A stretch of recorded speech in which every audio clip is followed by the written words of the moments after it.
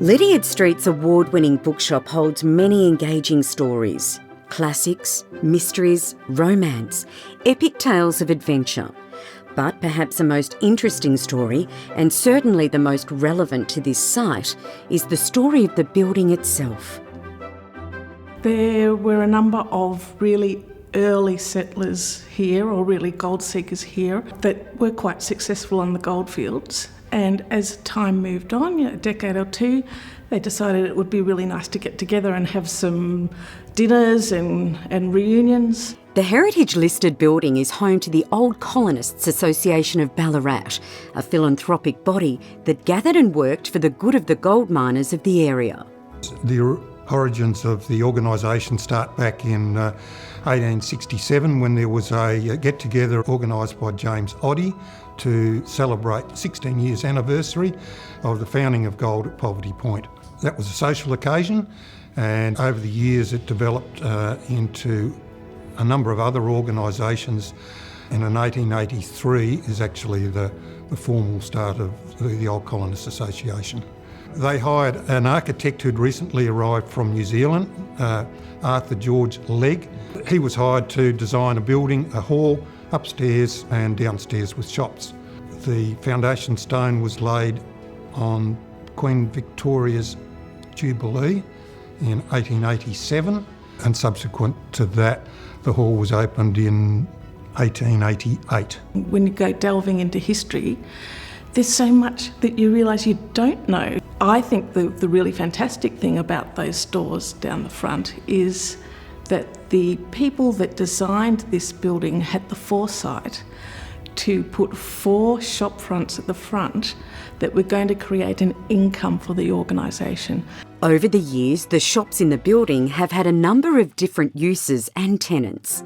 So there's been a variety of shopkeepers in there, from tobacconists, drapers, jewellers, and believe it or not, an oyster and fish bar, which is probably the most unusual occupation that was there. We lost our tenants. The tenants left. There was R.S. Scott, the gun people, and a nightclub.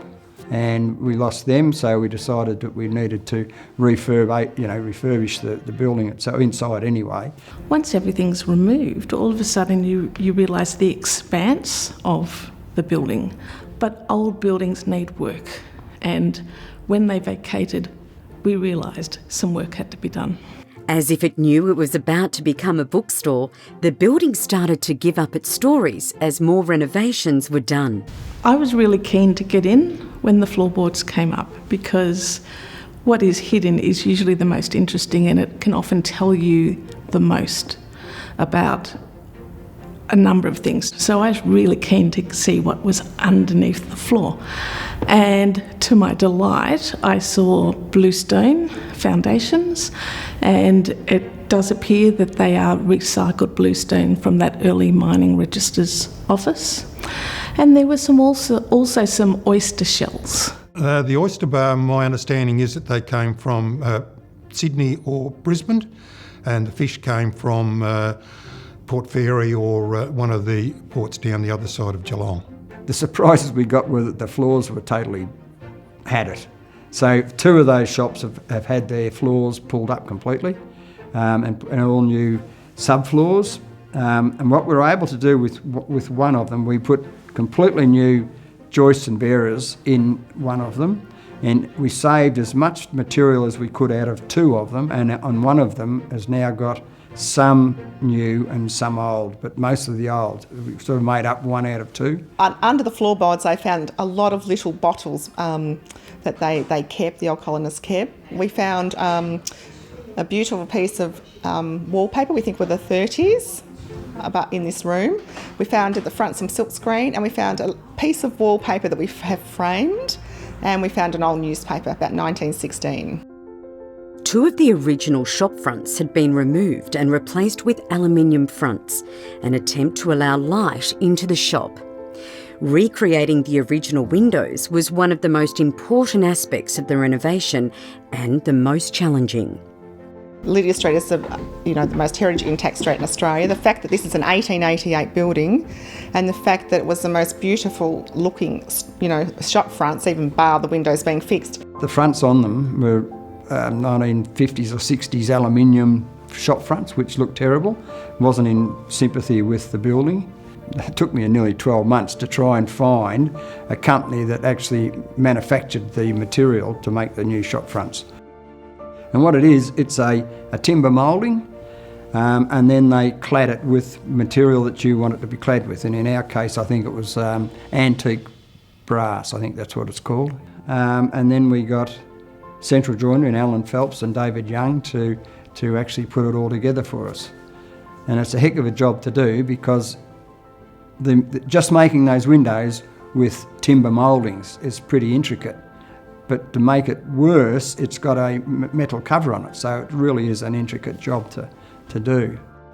The only thing you'll see is the ones that we've replaced have got a little name plaque on there to say that it was done by Central Joinery, because the original window has got J.H. Brown, Ballarat, on it in the old sort of style, that was the original builder of the original window. The restoration gained an award at the Heritage Awards, which brought a fair bit of publicity to the club and to the prospective tenant.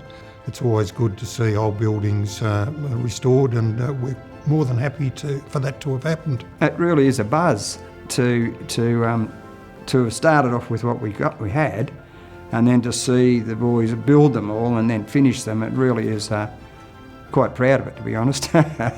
The outcome is absolutely spectacular. When it was first unveiled, everyone was walking around saying, "Have you seen the old colonists?"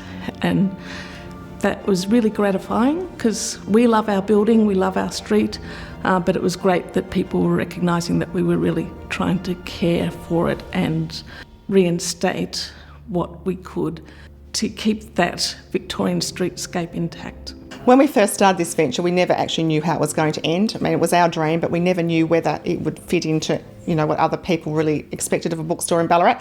But it's been probably the best thing we've ever done. It's been, like a dream come true, to be honest. There's always something else that we either have to do or would love to do to make sure that we are doing the right things and that we are protecting the real historical fabric of this building. The old colonists still maintain their philanthropic work. I think the link to the community and visitors is the heritage, the date of the buildings, dating from the boom that occurred in the Goldfields period, the magnificent buildings. It brings tourists to the town. It gives you a sense of past, where you've come from, and hopefully where we're going to go to.